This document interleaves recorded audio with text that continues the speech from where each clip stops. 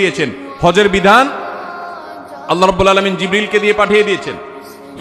ইসলামের অন্য সমস্ত বিধিবিধান ফরজ নির্দেশগুলো কোরআনের আয়াত নাজিল করেছেন, জিবরিলকে দিয়ে পাঠিয়েছেন।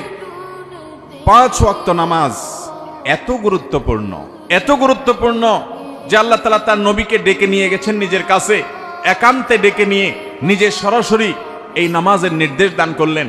এজন্য ভাইয়েরা দেখবেন আমাদের প্রিয় নবী সাল্লাল্লাহু আলাইহি ওয়াসাল্লাম তার জীবনে নামাজের গুরুত্ব কেমন ছিল।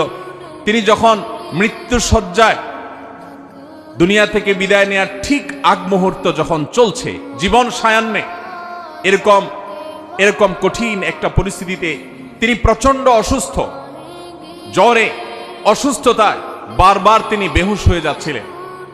তিনি পানি আনাচ্ছিলেন, হুঁশ আসার সাথে সাথে একটু হুঁশ ফিরে এসেছে, সাথে সাথে পানি আনালেন এবং পানি ঢাললেন, ওযু করলেন, মুখে পানি ঢাললেন, শরীরে পানি ঢাললেন, ঢালার পরে কিছুটা আরাম বোধ করলেন, আবার সেন্সলেস হয়ে গেল।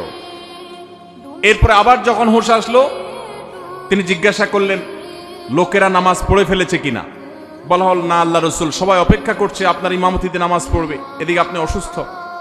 এই কথা বলার পর তিনি আবার সেন্সলেস হয়ে গেলেন, আবার পানি ঢালা হলো, একটু সেন্স আসার সাথে সাথে আবারও একই কথা, মানুষেরা কি নামাজ পড়ে ফেলেছে।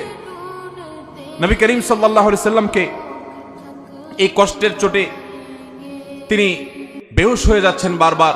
যখন এই পানি ঢেলে তাকে একটু আরাম দিয়ে একটু হুঁশে ফিরে আনা হচ্ছিল, হুঁশে আসার সাথে সাথে তার প্রশ্ন, সবাই নামাজ কি পড়ে ফেলেছে। এরপরে যখন তিনি মোটামুটি একটু স্টেবল হলেন, নামাজ পড়ার মতো হলেন, কিন্তু উঠে গিয়ে মসজিদে নববীতে যারা গেছেন মদিনাতে জানেন নবীজির মিম্বর এবং তার কবর, এই কবর এবং মিম্বর, কবরটা ছিল তার বাসা, তার হুজরা, তার উম্মুল মুমিনিনদের হুজরা, আয়েশা রাদিয়াল্লাহু আনহার হুজরা।